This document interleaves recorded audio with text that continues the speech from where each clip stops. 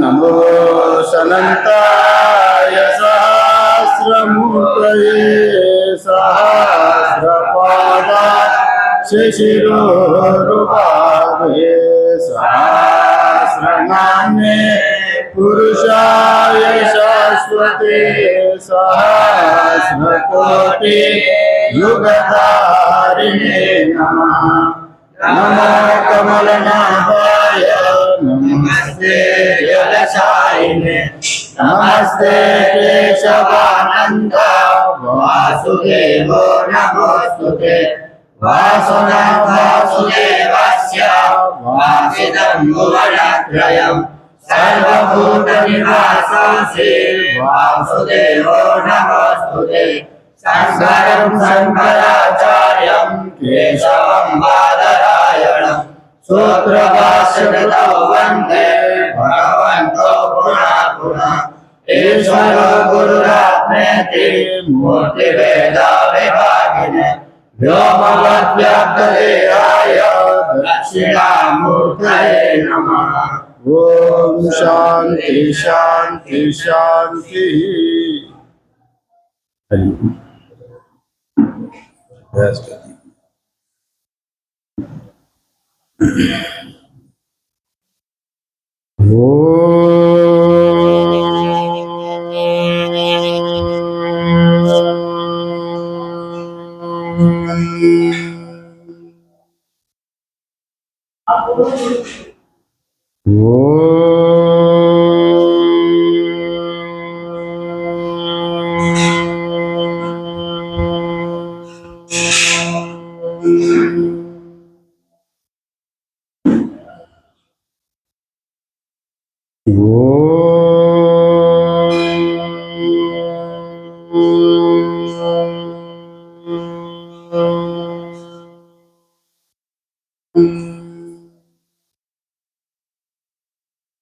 ओम शन्नो मित्रः शं वरुणः शन्नो भवत्पर्यमा शन्न इंद्रो बृहस्पतिः शन्नो विष्णुरुक्रमः। नमो ब्रह्मणे नमस्ते वायु त्वमेव प्रत्यक्षं ब्रह्मासि त्वमेव प्रत्यक्षं ब्रह्म वदिष्यामि ऋतं वदिष्यामि सत्यं वदिष्यामि तन्मामवतु तद्वक्तारमवतु अवतु माम् अवतु वक्तारम्। ओम शांति शांति शांतिः। ओम सहना भवतु सहनो भुनक्तु सह वीर्यं करवावहै तेजस्विनावधीतमस्तु मा विद्विषावहै। ओम शांति शांति शांतिः। ओम यच्छन्दसा वृषभो विश्वरूपः छन्दोऽभ्योऽमृतास्तं बभूव समेन्द्रो मेधया स्पृणोतु अमृतस्य देवदारणो भूयासम् शरीरं मे विचक्षणं जिह्वां मे मधुमत्तमा कर्णाभ्यां भूरिविश्रुवं ब्रह्मणा कोशोऽसि मेधया पीतः श्रुतं मे गोपाय। ओम शांति शांति शांतिः। ओम अहं वृक्षस्य रेरिव कीर्तिं पृष्ठं गिरेरिव पवित्रो वाजिनीवास्त्वमृतमस्मि द्रविणदं सवर्चसं सुमेधा अमृतोक्षितः इति दृशं को वेदानुवचनम्। ओम शांति शांति शांति। ओम पूर्णमद पूर्णमिदं पूर्णात् पूर्णमुदच्यते पूर्णस्य पूर्णमादाय पूर्णमेवावशिष्यते। ओम शांति शांति शांति। ओम आप्यायन्तु ममाङ्गानि वाक्प्राणश्चक्षुश्रोत्रमथो बलमिन्द्रियाणि च सर्वाणि सर्वं ब्रह्मोपनिषदं माहं ब्रह्म निराकुर्यं मा ब्रह्म निराकरणमस्तु अनिराकरणं मे अस्तु तदात्मनिरते उपनिषत्सु धर्मान् ते मयि सन्तु। ओम शांति शांति शांति। ओम वाङ्मे मनसि प्रतिष्ठिता मनो मे वाचि प्रतिष्ठितम् आविराविर्मयेति वेदस्य मानिस्तः श्रुतं मे मा प्रासि अनेनादीते अहोरात्रान् सन्ददामि मृतं वदिष्यामि सत्यं वदिष्यामि तन्मामवतु तद्वक्तारमवतु अवतु माम् अवतु वक्तारम्। ओम शांति शांति शांति। ओम भद्रं नो अपि वातय मनः। ओम शांति शांति शांति। ओम भद्रं कर्णेभिः शृणुयाम देवाः भद्रं पश्येमाक्षभिर्यजत्राः हिरैरङ्गैस्तुष्टुवातं स्वस्तनूभिः व्यसेम देवयुतं यदायुः स्वस्ति न इन्द्रो वृद्धश्रवाः स्वस्ति न भूका विश्ववेदाः स्वस्ति नस्ताक्षो अरिष्टनेमिः स्वस्ति नो बृहस्पतिर्ददातु। ओम शांति शांति शांति। ओम यो ब्रह्माणां विदधाति पूर्वं यो वै वेदांश्च प्रणोति तस्मै तं वदेवमात्मबुद्धिं प्रकाशं मुमुक्षुर्वै शरणमहं प्रपद्ये। ओम शांति शांति शांति। ओम नमो ब्रह्मादिभ्यो ब्रह्म विद्या संप्रदाय कर्तृभ्यो वंश ऋषिभ्यो महद्भ्यो नमो गुरुभ्यः सर्वोपप्लवरहितः प्रज्ञानगणः प्रत्यकर्तो ब्रह्मैवाहमस्मि।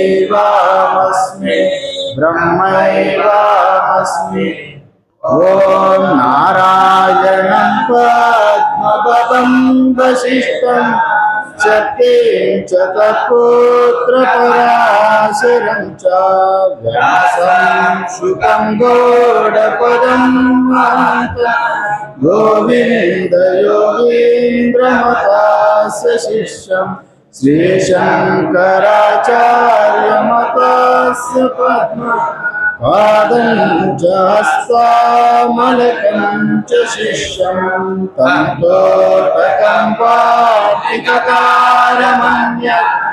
अस्माद्गुरुं सन्ततमानतोऽस्मि। श्रुते स्मृते पुराणानामालयं करुणालयं नमामि भगवत्पादं शङ्करं लोकशङ्करम् शङ्कराचार्यं केशवं बादरायणं सूत्रभाष्यकृतौ वन्दे भगवन्तौ पुनः पुनः।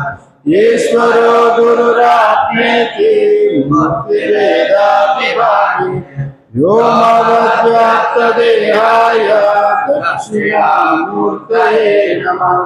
ओम शांति शांति शांति। श्रीमद् भगवद गीता 12वीं अध्याय। वसुदेवसुतं देवं कंसचाणूरमर्दनं देवकी परमानन्दं कृष्णं वन्दे जगद्गुरुम्। अथ 12 अध्यायः। अर्जुन उवाच एवं सततयुक्ताये भक्तास्त्वां पर्युपासते ये चाप्याक्षरमव्यक्तं तेषां के योगवित्तमा। श्रीभगवानुवाच मय्यावेश्य मनो ये मां नित्ययुक्ता उपासते श्रद्धया परयोपेता ते मे युक्ततमा मता। ये त्वाक्षरमनिर्देश्यम् अव्यक्तं पर्युपासते सर्वत्रागमचित्यं च कूटस्थमचलं ध्रुवम् संयम्येन्द्रियग्रामं सर्वत्र समबुद्धया ये प्राप्नुवन्ति मामेव सर्वभूताहिते रताः। क्लेशोऽधिकस्तरस्तेषाम् अव्यक्तासक्तचेतसाम् अव्यक्ता हि गतिर्दुःखम् देहवाप्तिरवाप्यते। ये तु सर्वाणि कर्माणि मयि सन्न्यस्य मत्परा अनन्येनैव योगेन मां ध्यायन्ता उपासते तेषामहं समुद्धार्ता मृत्युसंसारसागरात् भवामि नाचिरत् पार्थ मय्यावेशितचेतसाम् मय्येव मनादस्त्व मयि बुद्धिं निवेशय निवसिष्यसि मय्येव अतः ऊर्ध्वं न संशया। अतः चित्तं समाधातुं मा शक्नोषि मयि स्थिरम् अभ्यासयोगेन ततो मामिच्छान्तुं धनञ्जय। अभ्यासेऽप्यसमर्थोऽसि मत्कर्मा परमो भव मदर्थमपि कर्माणि कुर्वान् सिद्धिमवाप्स्यसि। ओम श्री कृष्णार्पणमस्तु।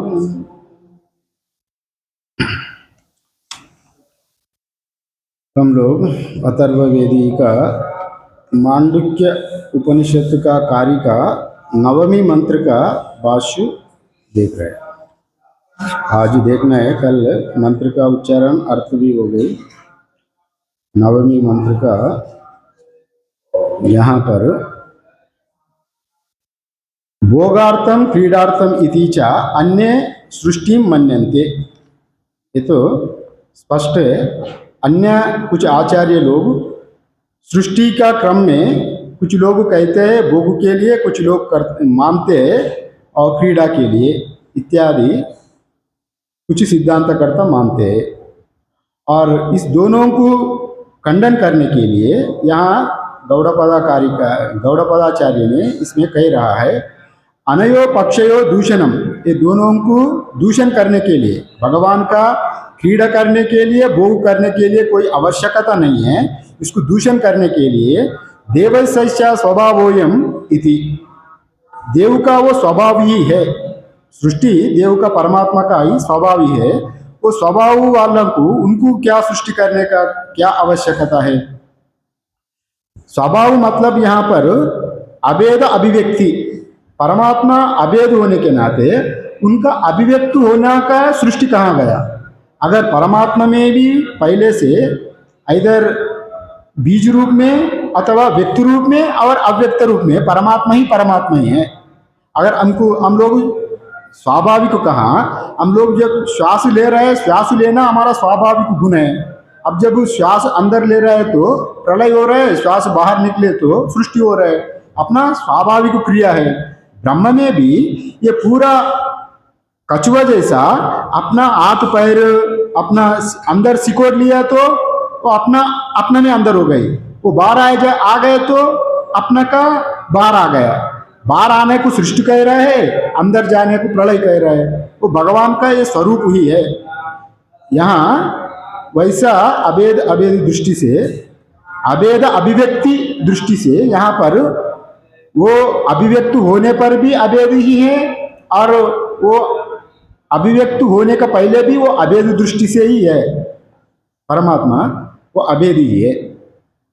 अभेद होने के नाते यहाँ पर स्वभावोयम देवस्य स्वभावोयम इति वहाँ कहाँ गया, मतलब ब्रह्म का अंदर में वो पहले से ही विद्यमान हुआ वस्तु प्रकट हुए तो हम लोग सृष्टि कह रहा है। अगर वो अपने में आप स्वरूप में रहे तो उनको प्रलय अव्यक्त बीज रूप में माया रहता है, बीज रूप में हम लोग इस पर बहुत चर्चा किए थे। वास्तव में वहाँ पर परमात्मा ही है, परमात्मा का स्वभाव ही है। वैसा वो घड़े बनने का पहले वो मिट्टी उसका स्वभाव ही है, घड़े बनते हुए भी अपना स्वभाव को नहीं छोड़ा, मिट्टी अपना स्वभाव को नहीं छोड़ा। घड़े बनने का बाद भी मिट्टी रूप में मिट्टी स्वभाव से ही है, किंतु हम लोग व्यवहार का दृष्टि से ये मिट्टी, ये घड़े है, ये सकोरा है, ये इत्यादि रूप में हम लोग ये नाम रूप प्रपंच को नाना रूप हम लोग दे रहे हैं। किंतु भगवान का अस्थि रूप में, बाति रूप में भगवान में कोई परिच्छिन्न कभी हुआ ही नहीं है। इसलिए यहाँ पर वैसा अभेद परमात्मा में क्या क्रीड़ा करेगा, क्या लीला करेगा। लीला क्रीड़ा आप कह रहा है, किंतु वस्तु दृष्टि से वहाँ कोई क्रीड़ा नहीं हो रहा है, किंतु अपना व्यवहारिक दृष्टि से क्रीड़ा जैसा दिख रहा है वैसा कह रहा है। जैसा समुद्र में जल उछल कूद रहे है, तरंग ऊपर नीचे जा रहे हैं, नाच रहे हैं, गा रहे हैं, तो आप क्या करेंगे। जल को पूछेंगे तो मैं ना कूद रहा हूं ना नाच रहा हूं, किंतु वैसे ही ऊपर दृष्टि देखेंगे तो उछल कूदल जैसा दिखेगा। किंतु आप समुद्र का गहराई में अभी जब जाके देखेंगे, समुद्र ऊपर हिस्सा में कूदता हुआ, उछल कूदलता हुआ दिखते हुए भी अंदर में शांत स्वरूप से रहता है, वो ना हिलता ही है ना झूलता ही है। समुद्र का गहराई में उछल कूदल नहीं होता, ऊपर हिस्सा में उछल कूदलाई होता है। वैसा यहाँ हवा का बजाय, वैसे या माया का बजाय ब्रह्म में आप उछल कूदल दिख रहा है। पानी में ना उछल कूदल है, नहीं है जी। पानी का स्वरूप में अगर पानी उछलना है, कूदना है, तो आप यहाँ भी रहे तो उसका स्वभाव है, तो यहाँ भी उछलना कूदना है, जंप मारना है, उसका स्वभाव नहीं है। ब्रह्म का स्वभाव भी यहाँ उछल कूदल नहीं है, वो सृष्टि में आके भिन्न भिन्न रूपों में, नाम रूप में प्रकट होना नहीं है। प्रकट होते हुए भी प्रकट हुआ का अधिष्ठान रूप में परमात्मा ही होने के नाते वो स्वभाव का ज्ञान उनको है। जैसा समुद्र में तरंग रूप से आप नाना प्रकार का आप तरंग, पेन, बुदबुदा इत्यादि रूप में तरंग 100 फुट ऊपर उठ रहा है तो लोग देखेंगे तो डर जाएगा, अरे क्या आज उफान हो गई। यहाँ पर जल में कोई उफान नहीं है, हवा में उफान हो गई।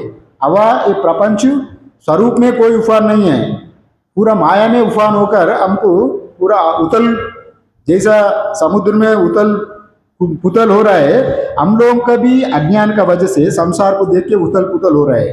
किंतु स्वरूप दृष्टि से, जल दृष्टि से वहां पर कोई उछल कूद कूद इत्यादि नहीं है, कोई व्यवहार नहीं है उसमें।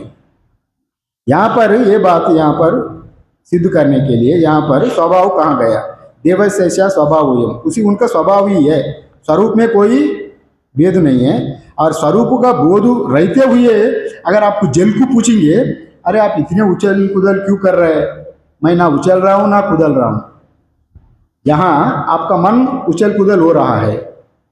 ऐसा एक बौद्ध संत था ऊपर में, तिब्बत में एक बौद्ध लामा था, वो पहाड़ में अपना विचार कर रहा था और एक बकत आके पूछा, ये तो आज बहुत हवा तेज हो रहा है, वो झंडा तो इतने हिल रहा है, वैसा संत जी से कहा, ना झंडा हिल रहा है ना हवा हिल रहा है, तुम्हारा मन हिल रहा है।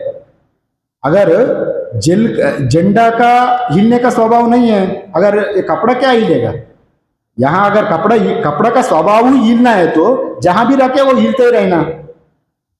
वैसा वो आपका मन हिल रहा है, मन में वो जैसा आपको हिलापन दिख रहा है वो मन में हो रहा है उछल कूदल, किंतु अपना स्वभाव में नहीं होता है। इसलिए स्वरूप में कुछ उछल कूदल नहीं होता है। वैसे ये ज्ञानी भी, ज्ञान उनका ऊपर ऊपर व्यवहारिक जीवन में जितने उछल कूदल देख रहा है, व्यवहार में जितने कर्म देख रहा है, ज्ञान का अंतःकरण में बाहर का हिस्सा में उन व्यवहार करते हुए भी अंतःकरण में समुद्र को गहराई में जैसा शांत रहता है, प्रपंच में रहते हुए भी ज्ञानी स्वाभाविक रूप से शांत रहता है।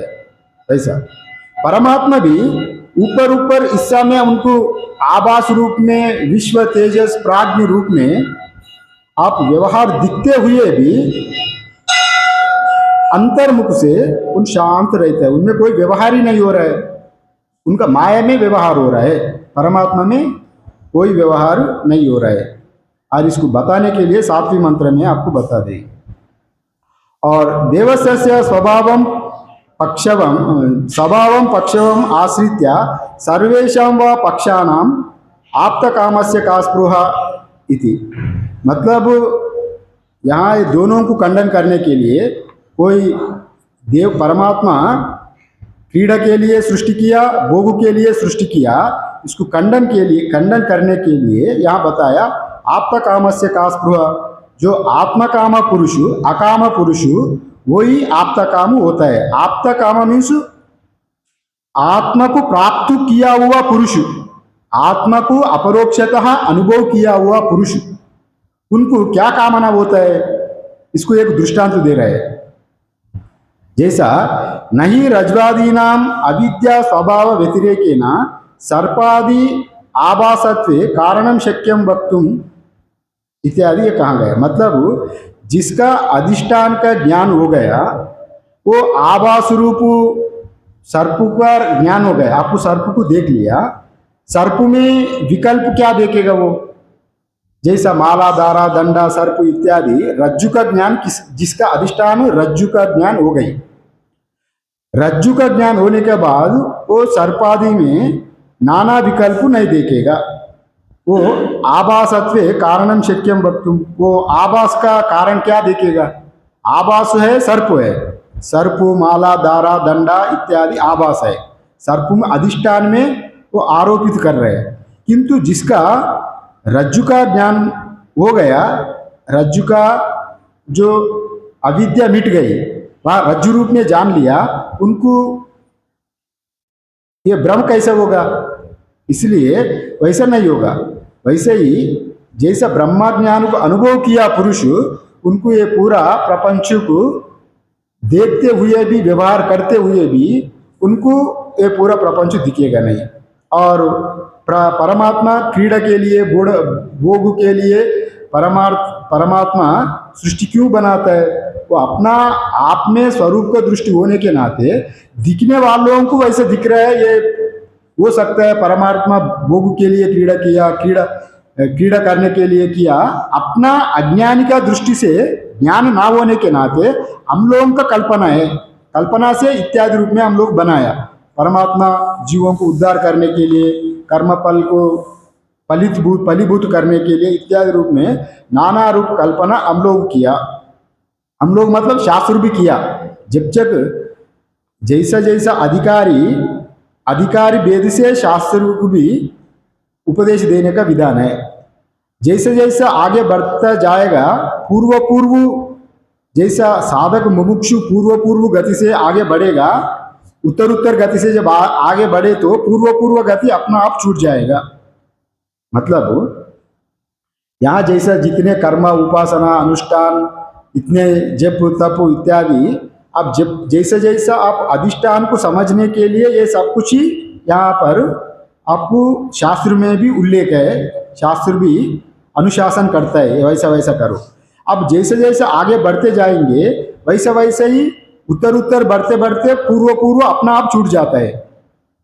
अब जैसा गंतव्य स्थान को जा रहा है, जैसे जैसे आगे बढ़े तो यहाँ से अगर ज्वालामुखी जा रहा है पैदल, ज्वालामुखी आप जैसे जैसा आगे बढ़ेंगे आपको ज्वालामुखी ओर आगे बढ़ते जा रहा है, नजीक होते जा रहा है, और इधर ऊना तरफ आपको पीछे पीछे वो छूटते जा रहा है।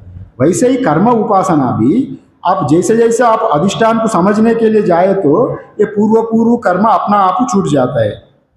और वैसा आत्मा काम का पुरुष का भी ये क्रीड़ा भोग का उनका अधिष्ठान ज्ञान होने के नाते, रज्जु का अधिष्ठान ज्ञान होने के नाते उनको आभास उनको सत्य नहीं दिखता। वो आभास में उनको क्या रमन करेगा, उनको क्या इच्छा रहेगा मैं भोग करूं क्रीड़ा करूं इत्यादि, वैसा नहीं होगा। ये बात को यहाँ पर कहा गया। अभी जो निर्गुण, अभी तक हम लोग आत्मा का 3 पादों का यहाँ पर विचार किए थे। आत्मा का 3 पाद विश्व तेजस प्राज्ञ इत्यादि रूप में, वो विराट हिरण्यगर्भ ईश्वर जागृत, उसका अभिव्यक्ति जागृत स्वप्न सुषुप्ति में जैसा अभिव्यक्ति हुआ है ईश्वर का भी हम लोग 6 मंत्र तक उपनिषद में हम लोग वर्णन किया। उपनिषद का 6 मंत्र यहाँ तक हो गए। अभी 7वें मंत्र में निर्गुण निराकार ब्रह्म तत्व को आपको बोध कराने के लिए यहाँ पर भाष्य, ये अवतारिका भाष्य है और भूमिका शंकराचार्य जी ने इसको भूमिका बताया और इसको हम लोग देखेंगे। ये 4th पाद 7 नंबर मंत्र का भूमिका है। इसी का 4th पादाः क्रम प्राप्ता वक्तव्या न अंतःप्रज्ञम इत्यादि। यहाँ 4th पादः क्रम प्राप्ता वक्तव्य, माना क्रम से बताने के लिए ना अंतःप्रज्ञम इत्यादि कहने जा रहे हैं। मतलब यहाँ क्रम क्या है, मतलब हम लोग पहले विश्व तेजस प्राज्ञ रूप में 3 हम लोग पढ़ लिया क्रम से। चतुर्थ पाद है तुरीय पाद। तुरीय पाद निर्गुण निराकार होने के नाते उसको भी क्रम से बताना पड़ेगा। वो क्रम का ना अंतःप्रज्ञम, इसी मंत्र से वो 7वीं मंत्र शुरू होगा। ना अंतःप्रज्ञम, ना बहिष्प्रज्ञम, ना उभयता प्रज्ञम इत्यादि हम लोग देखेंगे। वो अंतःप्रज्ञ वाला नहीं, बहिष्प्रज्ञ वाला नहीं, उभयता प्रज्ञ वाला नहीं, निषेध करके यहाँ विधिमुख में नहीं कर रहे हैं, निषेध मुख से उनको बोध करा देंगे। वो कैसा है हम लोग देखेंगे। यहाँ सर्वशब्द प्रवृत्ति निमित्त शून्यत्वात् तस्य शब्द अनभिधेयत्वम इति। यहाँ सर्वशब्द प्रवृत्ति निमित्त शून्यत्वम, ब्रह्म को बोलने के लिए कोई शब्द का प्रवृत्ति नहीं होगा। तुरीय का बोध कराने के लिए वहां तक शब्द पहुंचता ही नहीं है। इसलिए सभी प्रवृत्ति, यहाँ प्रवृत्ति क्या है, शब्द का प्रवृत्ति है यहाँ जाति गुना क्रिया, ये शब्द प्रवृत्ति है। ये वैसा जाति वाला है, वैसा गुण वाला है, वैसा कर्म करने वाला क्रिया है, ये ब्राह्मण है, ये पंडित है, ये चामर है, और ये इतने जाति अच्छा है, ये नीला है, ये पीला है इत्यादि, ये कर्म करने वाला है, ऑफिसर है, ये चाकर पाकर है इत्यादि रूप में उसमें कोई गुण क्रिया नहीं होता है। इसलिए सर्वशब्द प्रवृत्ति निमित्त शून्यत्वात्, वहाँ कोई शब्द ना होने के नाते शून्यत्व शून्यत्वात् मतलब यहाँ शून्य वैसा नहीं है, वहाँ कुछ भी नहीं है, वैसा शून्य है वहाँ पर। तस्य शब्द अनाभिधेयत्वम इति, वरना वहाँ कोई शब्द का अभिधेय नहीं होता है, अनभिधेयम, शब्द से वर्णन किया नहीं जाता है। और विशेष प्रतिषेधेन ये वाचा तुरीयम निर्दिदीक्षति, इसे विशेष से निर्दिदीक्षति मतलब यहाँ दो प्रकार का विधिमुख और निषेधमुख पहले हम लोग देखेंगे। विधिमुख मतलब सर्व अभिमान सहितत्वम ब्रह्मत्वम विधिमुख, सर्व अभिमान रहितत्वम ब्रह्मत्वम निषेधमुख। सर्व अभिमान सहितत्वम मीन्स सब कुछ ही होते हुए भी ब्रह्म का निरूपण करने का विधिमुख कहा जाता है, माने अन्वय, अन्वय दृष्टि। सर्व अभिमान रहितत्वम ब्रह्मत्वम को बोधा कराने के लिए निषेध मुख से किया जाता है। निषेध मुख से मतलब कुछ भी नहीं है, नेति नेति। यहाँ निर्गुण निराकार ब्रह्म को हम लोग यहाँ प्रतिपादन करने के लिए सभी वस्तु रहते हुए ब्रह्म को प्रतिपादन किया नहीं जाता, समझ लिया। उनको निषेध मुख से ही ब्रह्म का प्रतिपादन करने का पद्धति है। जैसा आप, मैं पहले भी एक बार इसको उल्लेख किए थे, अंतःपूर्णम वैश्पूर्णम पूर्ण कुंभवै अर्णवम इत्यादि। घड़ का अंदर में पानी है, वो अंदर बाहर से पानी है। आपको घड़ा का उपाधि सहित अब पूर्ण ब्रह्म का प्रतिपादन करना है तो उसमें अंदर के पानी है ना, पानी रहते हुए भी घड़े को कैसे निषेध कर सकते? आप निर्गुण निराकार ब्रह्म तत्व को पूर्ण रूपे ना कुछ भी नहीं है निराकार करने जा रहे हैं तो निषेध मुख से अंतःशून्यम वैशून्यम शून्य कुंभ वै अर्णवम, ये निषेध मुख। एक घड़े आकाश में है, आकाश का अंदर भी वो घड़े का अंदर भी आकाश है, बाहर भी आकाश है। तभी इसको ये दृष्टांत से नेति नेति नाइति नाइति निषेध मुख से यहाँ पर प्रतिपादन करने जा रहा है। इसलिए यहाँ पर विशेष प्रतिषेधेन वचा तुरीयम निर्दिदीक्षति, निषेध करने से ही यहाँ पर पूर्ण रूपेण आप ब्रह्म का प्राप्ति की यहाँ समझ सकते। अगर यहाँ जाति गुना क्रिया नहीं रहे तो फिर क्या है? यहाँ पूर्व पक्षी एक प्रश्न पूछ रहे हैं, शून्यमेव तर्हि तत्, क्या वो ब्रह्मा कुछ भी नहीं है तो शून्य है क्या? जैसा बौद्ध लोग बोलते हैं शून्य ही सब कुछ है, ब्रह्म भी शून्य है क्या? कुछ भी नहीं हुआ, उसमें ना क्रिया है, ना जाति है, ना गुण है, और कुछ भी नहीं है तो क्या है फिर? वो शून्य है? नहीं, यहाँ समाधान दे रहा है सिद्धांती, नहीं, ना मिथ्या विकल्प से निर्निमित्तत्व अनुपपत्ति। वहाँ मिथ्या विकल्प से निर्निमित्तत्व अनुपपत्ति, माने जो अधिष्ठान बिना अध्यस्त का कोई वहाँ रहता ही नहीं है। बिना अधिष्ठान का अध्यस्त प्रपंच नहीं रहता है। मैंने यहाँ उदाहरण देने जा रहा है, नहीं रजत सर्प पुरुष मृगतृष्णिकादि विकल्प शुक्तिका रज्जु स्थानु उशरादि व्यतिरेकेन अवस्तु आस्पादा शक्य कल्पयितुम। इसको थोड़ा समझने के बात है। यहाँ अधिष्ठान के बिना अध्यस्त नहीं रहते। जैसा यह उदाहरण भी दे रहा है, रजत सर्प पुरुष मृगतृष्णिकादि विकल्प। रजत रजत है, रजत मीन्स यहाँ पर जो चांदी, सीपी में चांदी दिखता है ना, हम लोगों को यहाँ चांदी दिख रहा है, सर्प दिख रहा है, पुरुष दिख रहा है, मृगतृष्ण दिख रहा है। ये मृगतृष्ण बिना अधिष्ठान का ये सब कैसे दिखेगा? शून्य में दिखता है यहाँ। इसलिए इसको निषेध करने के लिए केवल शून्य में आपको ये सब दिखेगा, उत्तर दे रहा है। अगर पूर्व पक्षी क्या पूछा, ब्रह्मा क्या शून्य है क्या? अरे शून्य में आपको सर्प दिखेगा कि कुछ भी नहीं है तो वहाँ कुछ ठोस चीज है तो आपको ये सर्प हो सकता है, दार हो सकता है, दंड हो सकता है इत्यादि रूप में आपको शंका आ सकता है ना। केवल शून्य में नहीं दिखेगा, ये उत्तर दे रहा है पूर्व पक्षी का। वैसे ही यहाँ पर यहाँ सर्प वैसा पुरुष रजत मीन्स बिना सीपिका, बिना शुक्तिका का रजत दिखता ही नहीं है आपको। रजत में, शुक्तिका में रजत का आभास हो गया, भ्रम हो गया।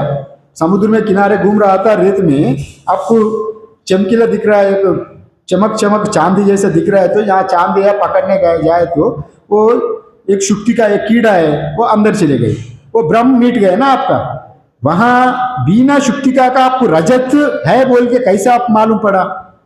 वैसे ये पूरा जगत भी एक अधिष्ठान ना वो नहीं रहे तो जगत आपको कैसे दिखेगा। वो शून्य नहीं है, इसको बताने के लिए बता रहे पुरुष मृग तृष्णादि। पुरुष मतलब यहाँ पुरुष क्यों आया, माने एक यहाँ एक खंबा है जी, एक पेड़ को आपको आधा काट दिया। जंगल में एक पेड़ है, उसको आधा काट दिया, आधा काटे तो उसको दूर से देखे तो पुरुष जैसा बाण होता है, स्तंभ जैसा। वो है तो दिन में तो ये स्तंभ जैसा दिखेगा ये, किंतु रात में एक कुछ दिखेगा, पुरुष जैसे दिखेगा। माने वो बिना वो अधिष्ठान, वो वृक्ष का कंब का, बिना वो वृक्ष का कंब का जो गाढ़ा हुआ अथवा जो सूखा हुआ पेड़ को आधा काट दिया, वो बिना उसका वो पुरुष में अध्यारोप कैसे होगा। इसलिए वैसा अध्यारोपित हो जाता है। जैसा हम अंधेरे में जा रहे हैं तो हम हर एक आदमी का एक वस्तु नाना प्रकार का दिखता है। एक ही वस्तु अपना अंतःकरण का भेद से एक ही वस्तु नाना प्रकार का दिखता है। अगर कोई बालक है, उनको मन में भ्रम है, भूत प्रेत का बारे में सुना, अंधेरे में जा रहा है तो वो पेड़ में, वो जा कंबा में उनको आधा काटा हुआ वृक्ष में उनको भूत दिखेगा, वो संस्कार है उनको। अगर कोई धन संपत्ति लेके जा रहा है रास्ता में, वो मन में था कोई चोर तोर नहीं तो इधर रास्ता में कोई चोर भी हमको मेरा धन ना लूटे, वो मन में उनको वो भावना है। वो कंबा में दूर से उनको चोर दिखा, डर गया, उनको पीछे मुड़ गया। अगर कोई बड़े युवा युवती है, प्रेमी है, मेरा प्रेमी प्रेम का वजह से हमसे मिलने के लिए आया, वहां छुपा है एक प्रेमिक व्यक्ति, वैसा उनको प्रेमिक देखेगा उनमें। एक स्त्री उसका पुरुष को देखेगा, एक पुरुष उसको स्त्री में देखेगा, अरे हमारे लिए अपेक्षा कर रही है, वहां खड़ा है। वैसे ही ये भ्रम होता है मन का, अपना अपना मन में जो जो भावना है, वो भावना का अनुसार ये संसार भी वैसे ही दिखेगा। इसलिए यहाँ पर पुरुष का बिना वो आधा काटा हुआ पेड़, उसमें ये भूत अथवा पुरुष इत्यादि आरोपित नहीं होगा। वहां एक वस्तु है इसलिए आरोपित है। ये पूरा जगत भी उसका एक अधिष्ठान है, इसलिए ये आरोपित दिख रहा है। बिना अधिष्ठान का जगत नहीं दिखेगा, इसलिए पूरा जगत शून्य जैसा नहीं है। ब्रह्मा ये बात बताने जा रहे हैं। ना उशरादि माने बिना रेत का मृग तृष्ण नहीं दिखेगा इत्यादि रूप में। ना व्यतिरेके न अवस्तु आस्पाद शक्या कल्पयितु, बिना वस्तु का कल्पना भी नहीं होता है। ये बात यहाँ पर कहा है। अभी पूर्व पक्षी और शंका उठा रहे, एवं तरीहि प्राणादि सर्व विकल्प आस्पादत्वात् तुरीयस्यः शब्दवाच्यत्वम् इति न प्रतिषेधै प्रत्ययात्वम् उदकदारादे इव घटादे।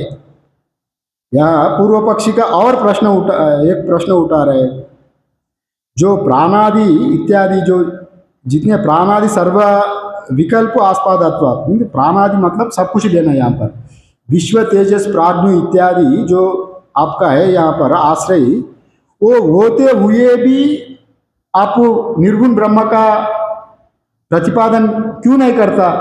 प्राण इंद्रिया विश्व तेजस रहते हुए भी निर्गुण ब्रह्म को आप प्रतिपादन कर सकते हैं। इसको निषेध मुख में ना अंत प्रज्ञम ना बहिष्प्रज्ञम नेति नेति इत्यादि रूप में निषेध मुख से क्यों आप कहने जा रहा है।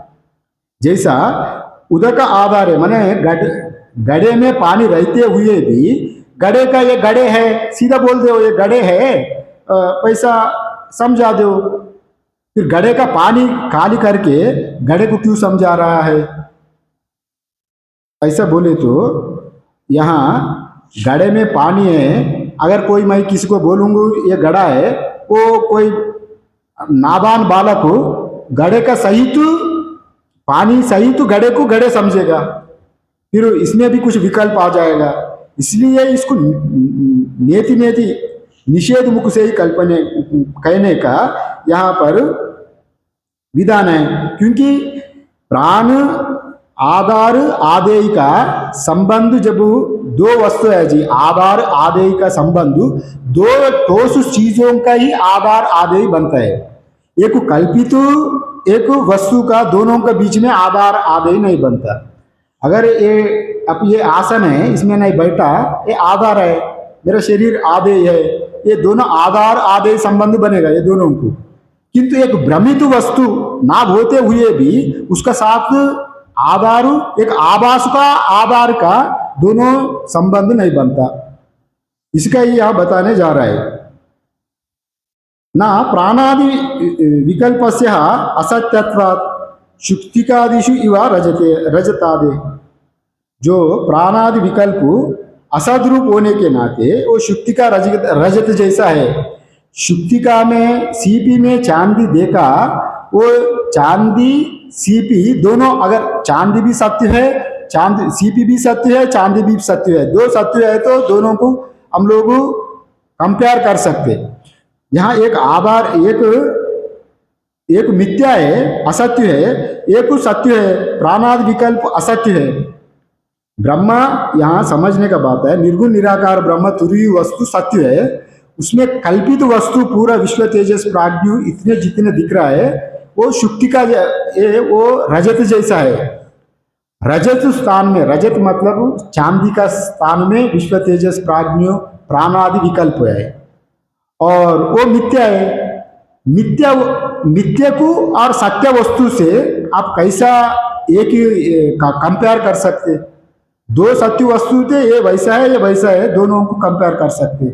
एक वंद्या पुत्र है ही नहीं है, ये उनका गुण दिखाएंगे, वो उनका आंख इतने बड़ा था, इनका पूछ, उनका कान इतने था, वो इतने इंटेलिजेंट था, ये सब असत्य प्रसंग होगा। वंद्या पुत्र का बारे में वर्णन करेंगे तो वो है ही नहीं है, तो उनको क्या वर्णन करेंगे? विश्व तेजस प्राज्ञ है ही नहीं, वह शुक्ति का रजत है ही नहीं, केवल शुक्ति का ही है। इसलिए यहाँ पर निषेध मुख से ही किया जाता है। प्रपंच रहते हुए भी प्रपंच एक साथ रहे, परमात्मा का निर्गुण निराकार ब्रह्म का वर्णन नहीं किया जाता है। अगर प्रपंच रहते हुए आप सगुण साकार का, ईश्वर का, देव भगवान का निरूपण कर सकते।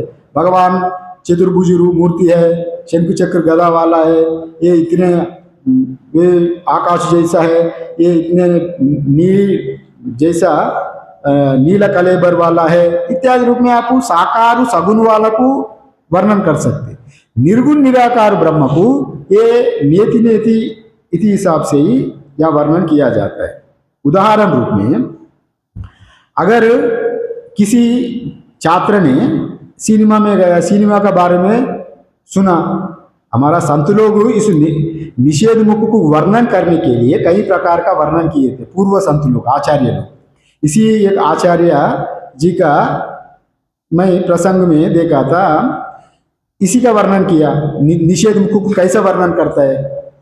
अगर एक बालक ने सिनेमा के बारे में पिताजी की पूछा था, स्वामी पिताजी सिनेमा में मैं सुना था, सिनेमा को लेके गया सिनेमा देखने के लिए, और पिताजी यहाँ तो मैं तो सुना था यहाँ पर्दा होता है, पर्दे में सिनेमा होता है, हम तो दिख रहे हैं सिनेमा क्या, पर्दा क्या है, कहाँ पर है। वहाँ जब पुत्र को जब ले गए थे, वहाँ सिनेमा चल रहा था, उनको पर्दा के बारे में कैसा उनको बताए। जब जो भी जी बताने जाएंगे, पर्दा बेटा ये पर्दा है, वो सिनेमा के ही पर्दा समझेगा, उल्टा समझेगा ना, बच्चा है वो सिनेमा पर्दा सही तो सिनेमा को पर्दा समझेगा, फिर उल्टा समझे तो बोध कैसे होगा। इसलिए यहाँ निषेध मुख से बताने के लिए, अगर वो पिताजी बोलेंगे बेटा वो पर्दा इस कोना में है, जहाँ सिनेमा नहीं चल रहा है थोड़ा कोना में उधर दिखा है तो वो पर्दा है, किंतु ऊपर में पर्दा, ऊपर सिनेमा चल रहा है, पर्दा को वर्णन किया नहीं जाता है। जब वो पूरा सिनेमा खत्म होने के बाद बेटा ये कुछ भी नहीं है। ये अधिष्ठान है। पर्दा ये अधिष्ठान है। ये अधिष्ठान का ऊपर ये आभास रूप चित्र खेल रहा है। वास्तव में ये पर्दा ही सत्य है, सिनेमा प्रपंच मिथ्या है। इसको इसी का निषेध मुख से बताने के लिए यहाँ पर ये बता रहे हैं। ये प्राणादि ये विकल्प मिथ्य होने के नाते यहाँ दोनों का जो पूर्व पक्ष की जो कहा गया, घड़े में पानी रहते हुए भी घड़े को वर्णन क्यों नहीं कर सकते इत्यादि ये सीमा दृष्टांत में आपको अवगत कराया। और नहीं सत असतो संबंध शब्द प्रवृत्ति निमित्त वाक अवस्तुत्वात्। सत और असत का संबंध नहीं होता है, जैसा आधार आदि का जैसा मैं बताया, दोनों सत का ही संबंध होता है। एक सत है एक असत है, असत सत का संबंध नहीं होता है। जैसा आपका छाया है, आप है जी सत है, आपका छाया है मिथ्या है। आप जहाँ जहाँ जा रहा है तो वो आपका छाया भी आपके साथ आ रहा है। आप वो छाया को आपके से कैसे संबंध होगा? छाया का आप अकेले ही है, जब घर में घुस गए तो छाया भी लुप्त हो गए, जब घर से बाहर आ गए तो छाया आपका साथ पीछे चलने लगा। वो छाया को आप सत्य कैसा कर सकते? वैसे ये पूरा नाम रूपात्मक प्राणादि जितने विकल्प है ये आभास है। वस्तु आप है, छाया आपका, ये प्राणादि विकल्प जितने दिख रहे हैं ये आभास है। हम लोग आभास को अहम रूप में जब मान लिया, आभास में जो कुछ काम क्रोध लोभ मद मात्सर्य इत्यादि करने वाला भोगने वाला आभास में हो रहे हैं, वस्तु में नहीं हो रहा है। आभास का खेल को हम अपना मानने के नाते आभास टूटेगा तो अरे मैं मर गया, घड़े टूटे तो हम अब दुखी हो जाएंगे।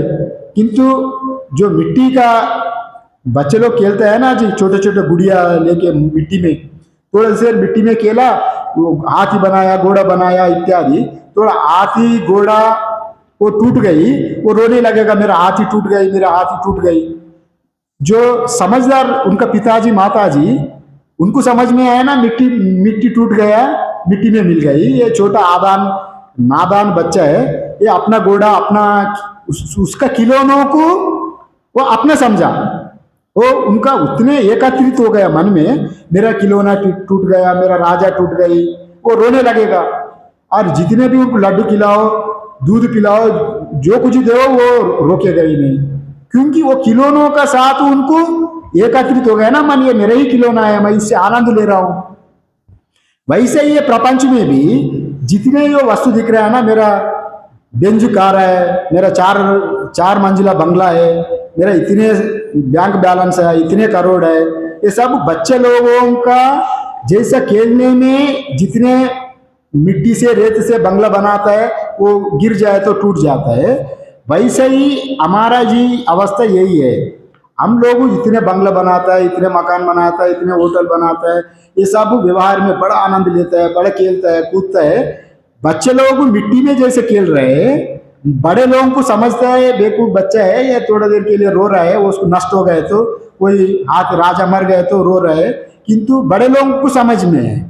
वैसे ही जो ब्रह्म ज्ञान को प्राप्त हुआ पुरुष पूरा संसार को वैसे ही देखेगा। ये मूर्ख लोग है, बेवकूफी लोग, मैं सबसे बड़ा हूँ, विद्वान हूँ, मैं राजा हूँ, पंडित हूँ, मैं इतने धन संपत्ति वाला हूँ, इतने चलाने वाला हमारे पास इतने हैं, ये सब मूर्खता का वजह से होता है। वस्तु से बड़े लोगों को, आपका बच्चा छोटा बच्चा 5 साल का बच्चा खेल रहा है तो मिट्टी से, वो रो रहा है मिट्टी के लिए, मिट्टी का घोड़ा गाड़े के लिए। अभी समझदार व्यक्ति भी ये भी मिट्टी से ही बना ना जी, पंचभूत जो कुछ बना पंचभूतों से ही सब कुछ बना, वो पंचभूत में ही लीन हो जाएगा। वो बनने का पहले भी आपका नहीं था, बीच में भी थोड़ा देर के लिए खेल गया, फिर लुप्त होने के बाद भी आपका नहीं रहेगा। जैसा बच्चा का मिट्टी में बना दिया, मिट्टी में ही लीन हो गए, थोड़ा देर के लिए व्यवहार किया, अपना मान लिया। इसी का ही इसमें कारिका में आभावंते च यन्नास्ति वर्तमाने भी तत्तता विततै सदृश्यो संतो अवितत इव लक्षिता। जो चीज आदि में नहीं है, जो अंत में भी नहीं रहेगा, बीच में थोड़ा देर के लिए आपका पास है, उसको मैं मान लिया ममत्व बोध से, तभी आपका दुख हो रहा है। पहले भी नहीं था, अभी भी नहीं है। अभी हमारा पास जितने जमीन जायदाद है, एक दिन वो और किसी का था, समझ रहे ना। आप हमारा हो गई, अथवा आप उसको खरीद लिया, अथवा आप उसी घर में आप पैदा हो गया, ममत्व बोध हो गया, ये मेरा पिताजी ने बताया, ये पूरा अपना ही है। बचपन से संस्कार पड़ा, ये मेरा है मेरा है मेरा है, वो मेरा मेरा छूटेगा ही नहीं है, वैसा अपना हो गया। इसलिए बच्चे लोगों को अपना पुराणों में विद्वत महिला थी, मदालासा, गार्गी इत्यादि रूप में। मदालासा अपना छोटा बच्चों को ब्रह्म ज्ञान कराने के लिए ये पूरा संसार को मिथ्यात्व सिद्ध करके पूरा अपना बच्चे लोगों को ब्रह्म ज्ञान कराया। शुद्धोसी बुद्धोसी निरंजनोसी संसार माया तिजमोह पुत्रा, मदालासा इत्यादि रूप में वो कुछ भी नहीं है, ठोस चीज, ये सब अनित्य है। बच्चे लोग बड़ा होते ही जंगल में भाग गए, अरे माया संसार में क्या पढ़ना। फिर अपना पतिदेव ने, मैं तो राजा हूँ, मेरा राज्य नष्ट भ्रष्ट हो जाएगा, हमको एक बच्चे को तो उनको संस्कार दो व्यवहार करने के लिए। ये अलर्क नामक एक बच्चा था, उनको संसार में उतराया। वो उतने संस्कारित माता का जन्म होने के नाते, और उनको वो भी राज्य करके अंत में वो भी छोड़ के उनका भ्राता लोगों का पास जाके वो भी अंत में वो भी सादगी जीवन जीने लगा। वो ये संस्कार है। हम लोग संसार में रहते हुए भी वो अलिप्त रहना, तभी आपको संसार को मौज जैसा भोगेंगे। वस्तु को छोड़ने का बाद शास्त्र नहीं कह, शास्त्र वस्तु को छोड़ने का बाद नहीं कहता है जी, वस्तु का साथ तादात्म्य होने का बात कहते हैं शास्त्र।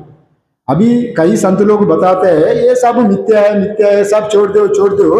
वस्तु को छोड़ने का बात नहीं है, वस्तु का साथ आसक्ति मत रखो, वस्तु को रखो, किंतु वस्तु का साथ आसक्ति आपको बांधेगा, वस्तु नहीं बांधेगा।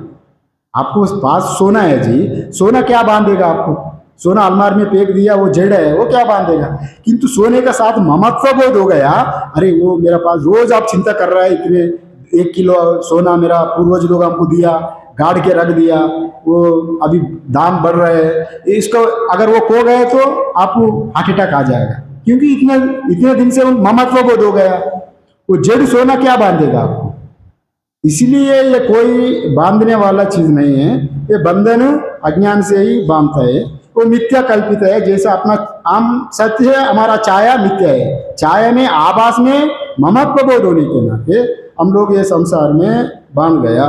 वस्तु रूप से कोई कहा बांधता नहीं, वस्तु ज्ञान होने के बाद कोई बांधता नहीं। और इसलिए आप लोग संत लोग बोलते हैं ना, अरे पैसा के पीछे क्या दौड़ रहा है, पैसा छोड़ो छोड़ो। छोड़ने का बात ये बात नहीं है, ना समझी से वैसा होता है। पैसे रखते हुए भी आप आसक्ति की छोड़ेंगे तो आपको संत ही है। जैसे जनक राजा जैसा, राजा होते हुए भी अनासक्त रहे, जनकपुरी जलते हुए भी वो अनासक्त ही रहे। अगर बिना पैसा का भी आपको तीर्थ यात्रा करना इत्यादि, वहाँ जाना, ये सब यज्ञ अनुष्ठान करना, बड़े बड़े यज्ञों में पैसा लगता है ना जी। धर्म कार्यों में भी वित्त का आवश्यकता होती है, एक अंग है। अगर उसको अनासक्त रूप में रख के अनासक्त रूप में व्यवहार करेंगे तो आपको पैसा बाधा नहीं देगी। पैसा अगर वो जाए ना रहे, आसक्त नहीं रहेगा, हम लोग आगे बढ़ेंगे। नहीं तो हम लोगों का यहाँ पूरा भी करना है ना। यहाँ नापि प्रमाणांतर विषयत्वं स्वरूपेण गवादिवत आत्मना निरुपाधिकत्वत्। आत्मा निरुपाधिक होने के नाते ये गाय का जैसा प्रमाणांतर विषय नहीं है। प्रमाण क्या है जी? प्रत्यक्ष प्रमाण, अनुमान प्रमाण इत्यादि कई प्रकार का प्रमाण है। हमको गाय प्रत्यक्ष प्रमाण है, गाय जैसा आत्मा को दिखाएंगे नहीं। माने आत्मा तुरी आत्मा गाय जैसा है, वैसा गाय जैसा 4 पैर वाला है, उसका नहीं बता सकते, वैसा प्रमाणांतर विषय भी नहीं है। गवादितत् नापि जातिमत्वं अद्वितीयत्वेन सामान्य विशेष अभावात्। यहाँ गवादिवत नापि जातिमत्वं, जो गाय का जैसा जाति भी नहीं है, अद्वितीयत्वेन सामान्य विशेषेण, यहाँ सामान्य विशेष को समझो।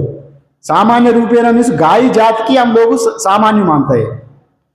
अभी कोई गाय है तो एक गाय की आप बच्चे को बोध कराया, पूरा गाय जाति की सामान्य रूप में वो समझेगा।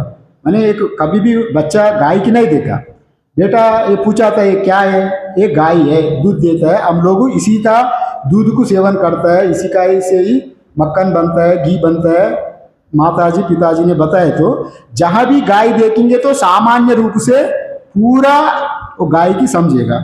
वैसा गवादिवत विशेषण मतलब एक गाय है, ये काला गाय है, ये पीला गाय है, ये लाल गाय है, ये सफेद गाय है, ये इत्यादि रूप में विशेषण में भी विशेषण सामान्य वाला तुरीय चैतन्य वैसा गवादिवत नहीं है।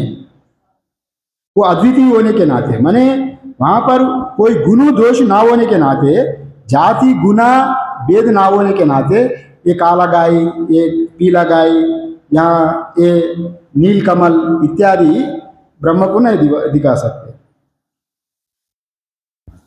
ना अपि क्रियत्वम पचकादिवत अविक्रियत्वात्, ना अपि क्रियत्वात्, ब्रह्म अविक्रिय होने के नाते वो क्रिया वाला नहीं है।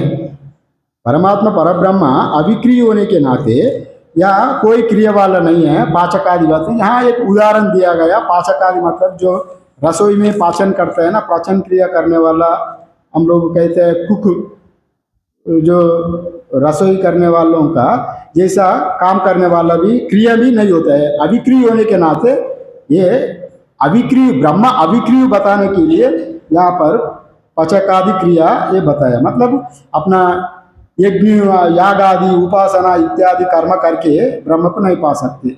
पचकादि मतलब सब कुछ क्रिया को लेना, कर्म से ब्रह्म प्राप्ति नहीं होगा। अविक्रियत्वात्, वो कौन क्रिया भी नहीं होता है। नापि गुणत्वम नीलादिवत निर्गुणत्वात्, ब्रह्म में कोई क्रिया भी नहीं होता है, वो निर्गुण होने के नाते निर्गुण निराकार ब्रह्म में कोई क्रिया भी नहीं होता है। जो कुछ क्रिया होता है सगुण में ही होता है इत्यादि। नीलादिवत निर्गुणत्वम, गुना गुण किसमें रहता है जी? जाति गुना क्रिया ये धर्म ये उपाधि में होता है, उपाधिगत गुण है। निर्गुण में अब वहाँ कुछ है ही नहीं है तो उसमें कैसे गुण से कैसे बताएंगे? ये नील कमल है, ये सफ़ेद गाय है, ये घोड़ा है इत्यादि जाति गुना क्रिया धर्म वहाँ नहीं होता है। नापि गुणत्व नीलादिवत निर्गुणत्व, निर्गुण होने के नाते ब्रह्म नील है, नीलाकाश है जैसा बताना भी नहीं होता है। आकाश नीला है, व्यापक है, विष्णु परमात्मा भी नील है, व्यापक है। हम विष्णु परमात्मा का नीला तो कैसा अध्यारोप किया? आकाश विष्णु मतलब व्यापनोति थी विष्णु। हम नील दिखने का यहाँ मतलब है व्यापक का दृष्टांत नील का, नील शब्द का वर्णन किया गया। यहाँ विष्णु परमात्मा कृष्ण परमात्मा यहाँ नील कमल जैसा गुण यहाँ निर्गुण ब्रह्म में वर्णन नहीं किया जाता। अतः न अभिधानेन निर्देशम अर्हति, यहाँ ब्रह्म का अभिधान मीन्स शब्द, अभिधान बोलो शब्द बोलो वाचक बोलो सब एक ही है। हम लोग पहले ही बताया था अभिधान अभिधेयो अभेदा, परमात्मा वाच्य वाचकयोर अभेदा, अभिधान अभिधेयो अभेदा, पहले हम लोग इसका व्याख्यान हो गए थे। या अभिधान मतलब अवांग मानस गोचरम, परमात्मा मुख से बोला नहीं जाता है। अगर कोई ब्रह्म का अनुभव किया गया, ब्रह्म अनुभव को मुख से बोलेंगे तो वो ब्रह्म नहीं रहेगा, ब्रह्म उच्चिष्ट नहीं होगा। रामकृष्ण परमहंस कहते थे ब्रह्म कभी उच्चिष्ट नहीं होगा। उच्चिष्ट नहीं होगा मतलब उनको वाणी से बोला नहीं जाता है। एक वाका न विद्यते ये न वाक विद्यते तदेव ब्रह्म त्वं विद्धि नेदम यदिदा उपासते, वाक से बोला नहीं जाता है ब्रह्म को। और ब्रह्म को वैसा है, अगर वर्णन करेंगे तो वो उच्चिष्ट हो गया, मतलब वहाँ द्वैत आ गया। इसलिए ब्रह्मा का अनुभव कैसा है तो एक बधिरा है, उनका वो अनुभव का वस्तु है, बोलने का वस्तु नहीं है। कोई गूंगा बधिरा है, उनको कुछ भी नहीं बोलेंगे, किंतु उनका मुंह में अच्छे से मिठाई देशी घी का मिठाई उनका मुंह में रखेंगे तो बहुत आनंद उनका अनुभव करेंगे। उनका चेहरा देख के हमको समझ लेना ये बहुत आनंद अनुभव कर रहा है, किंतु वो अपने से बोलेंगे नहीं। उनको रसनेन्द्रिय होने के नाते वो मिठाई का अनुभव कर रहा है किंतु नहीं बोलेंगे उनको। वैसे ही ब्रह्म का अनुभव करना है तो वो अनुभव का वस्तु है, बोलने का वस्तु नहीं है। ये अवांग मानस गोचर परमात्मा है। यहाँ ये बात को कहा गया और ना अभिधानेन निर्देशम अर्वति, इसलिए वाच्य वाचक से इनको ब्रह्म वैसा है बोलने के लिए हम नहीं कह सकते। फिर आप पहले कैसे कहा अभिधान अभिधेय अभेदा, वाच्य वाचक दोनों अभेद है। आप पहले ओमकार का निर्णय में दोनों अभेद अभेद दोनों वाच्य वाचक और अभेद अभिधान अभिधेय अभेद बोला, वो कैसा सिद्ध होगा? फिर हम लोग ओमकार संबंध में ब्रह्म का ओमकार का अभेद बोला, किंतु साधारण वाच्यवाचक नहीं है। ओमकार में ब्रह्म में समानाधिकरण होने के नाते ओमकार में अकार उकार मकार अमात्र है। ब्रह्म में विश्व तेजस प्राज्ञ तुरीयु, ये चारों को समन्वय करने के बजाय ये ओमकार में ब्रह्म में समानाधिकरण है। वहाँ अभिधान अभिधेय अभेद है, वहां पर ओमकार में ब्रह्म में, वो सच्ची बात है। किंतु साधारण हम लोग जो व्यवहारिक बात कर रहे हैं ना, व्यवहारिक बातचीत से ये विष्णु है, ये व्यापक है, ये चतुर्भुज वाला है, वैसे व्यवहारिक ढंग से ब्रह्म का व्याख्यान नहीं कर सकते इत्यादि रूप में यहाँ पर ना अभिधानेन निर्देशम अर्वति इत्यादि रूप में कहा गया। और इसका वाक्य थोड़ा कल देख लेंगे। ओम पूर्णमदा पूर्णमिदं पूर्णात् पूर्णमुदच्यते पूर्णस्य पूर्णमादाय पूर्णमेवावशिष्यते। ओम शांति शांति शांति। शंकरं शंकराचार्यं केशवं बादरायणं सूत्रभाष्यकृतौ वन्दे भगवन्तौ पुनः पुनः। ईश्वरो गुरुरात्मेति मूर्तिभेदाविभागिनि व्योमवद्व्याप्तदेहाय दक्षिणामूर्तये नमः। ओम शांति शांति शांति। नारायण प्रसाद बंद।